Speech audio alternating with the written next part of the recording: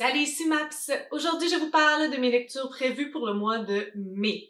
Après un mois d'avril, ma foi mouvementée, j'ai essayé de me mettre des petites lectures ou des trucs qui devraient bien se lire parce que je vous avouerai que pour une première fois peut-être de ma chaîne, j'ai aucune idée à quel point je vais vraiment être capable de lire cette pile à lire-là pour des raisons qui sont hors de mon contrôle. Donc, je pense même pas que je vais pouvoir vous faire un update lecture du mois d'avril parce que, j'ai DNF 3 trucs. Comme avant de Nicholas Sparks, je l'ai abandonné. J'ai lu à peu près un chapitre de La liste de Françoise Sagan, je l'ai abandonné.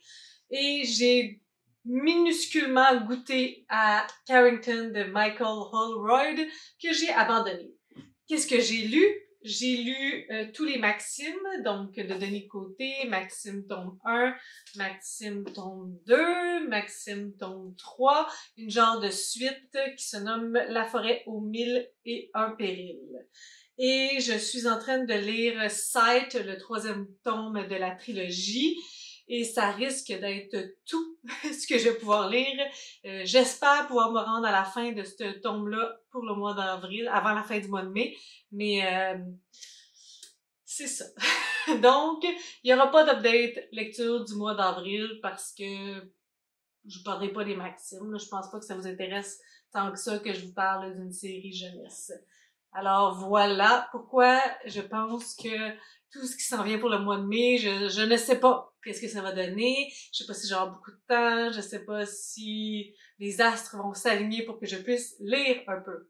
Mais bon, j'ai organisé mes affaires en fonction de. J'ai essayé de prendre des petits livres, j'ai essayé de mettre des trucs qui devraient bien se lire. On verra dans un lieu qu'est-ce que ça va donner. J'ai dans mes mains Blanc d'or de Martine Delvaux. On va se réessayer avec Martine.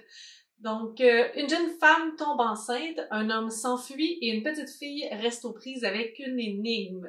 À la manière du dessin caché qui apparaît dans les cahiers de jeu des enfants quand on relie entre eux les points numérotés, Martine Delvaux s'applique à réunir dans Blanc dehors le peu qu'elle sait de l'inconnu qui a refusé de devenir son père.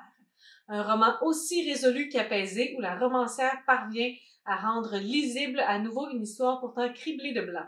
C'est drôle parce que c'est quand même une thématique similaire de ce que j'ai lu un petit peu dans Rose amère, qui était une lecture que j'ai malheureusement abandonnée. Donc j'espère que cette fois-ci, ça va plus le faire pour Martine Delvaux parce que je voulais lire toute son œuvre. Donc si j'enchaîne DNF sur DNF, ça promet pas. Pour le Salon du livre de l'Outaouais, j'avais lu David Ménard, j'avais beaucoup aimé. Et donc, il m'a contacté, il m'a proposé de lire L'autre ciel. Donc, ça dit, elle avait besoin de fric, beaucoup de fric, pour parvenir à ses fins.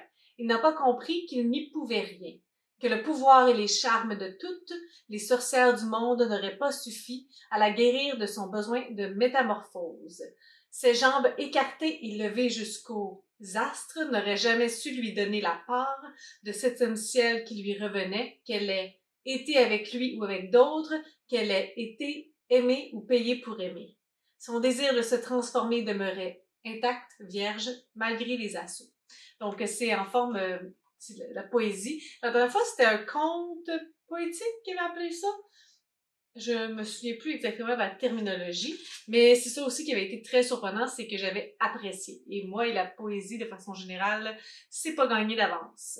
Donc, lui, c'en est un auteur. Là, si j'aime encore beaucoup cet ouvrage-là, je vais définitivement mettre toute sa liste de livres à lire prochainement. Peut-être même cette année, genre un livre de David Ménard par mois, c'est tout petit en plus. Ça se lit super bien. Mon ami Sylvain Desmentiers a décidé de se partir un club de lecture et moi, lectrice facile, j'ai dit oui. Mais bon, je pense pas que c'est gagné par contre, parce que le mois de mai, il nous fait lire les chroniques de San Francisco d'Armistead Maupin et il me dit que c'était un roman choral avec beaucoup de points de vue, beaucoup de narrateurs. Et donc, dans ces cas-là, pour moi, c'est pas facile. Donc, on a Chroniques de San Francisco, suivi de Nouvelles Chroniques de San Francisco. Il disait qu'il faut les lire parce que c'est comme un tome. Ils ont séparé ça, mais il n'y a pas une coupure nette. Tu finis le premier tome, puis ça n'a pas de sens. Faut que tu continues. En tout cas, La libération sexuelle est consommée et s'affiche dans les rues aux couleurs d'enseignes et de néons tapageurs. Tout droit venu de Cleveland, Marianne Singleton, 25 ans, emprunte pour la première fois les pentes du beau volcan. Elle plante son camp au 28 Barbary Lane, un refuge pour chats errants.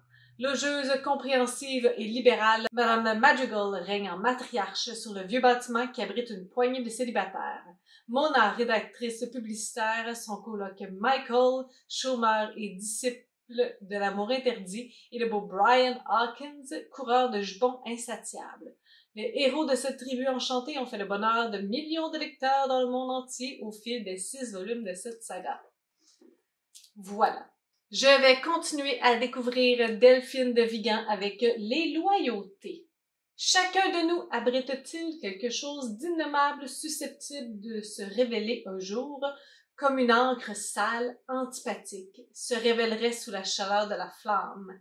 Chacun de nous dissimule-t-il en lui-même ce démon silencieux, capable de mener pendant des années une existence de dupe? Je vais continuer la série Anna Caritas avec le deuxième tome qui se nomme Les damnés. Donc, Anna Caritas de Patrick Isabelle. Dans le premier tome, on avait rencontré Marianne et William. Donc, Marianne était partie de la ville. Est-ce qu'ils l'ont marqué ici? Non. Je me souviens plus comment elle s'appelle, la ville.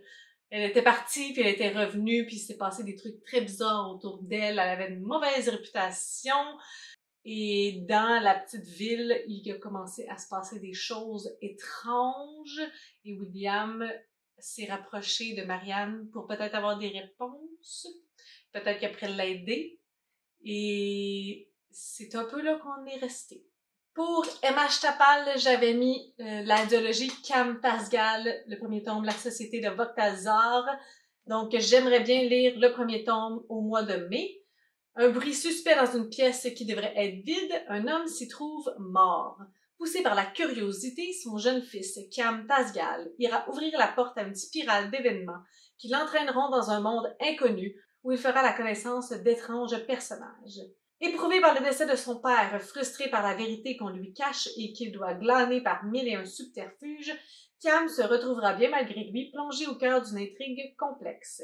Avide d'en percer le mystère, il se lancera dans une quête périlleuse à la recherche d'indices qui, tout au long de ses aventures, le lieront de façon inexplicable à l'énigmatique société de Voktazar. C'est en parcourant les impressionnantes contrées des arêtes, accompagné d'un apprenti druide au talent incertain et d'une demoiselle au tempérament aussi flamboyant que sa chevelure, qu'il découvrira la troublante vérité sur cette organisation secrète. Donc, c'est du jeunesse, même pas young adult, je pense. Donc, ça devrait quand même se lire assez bien.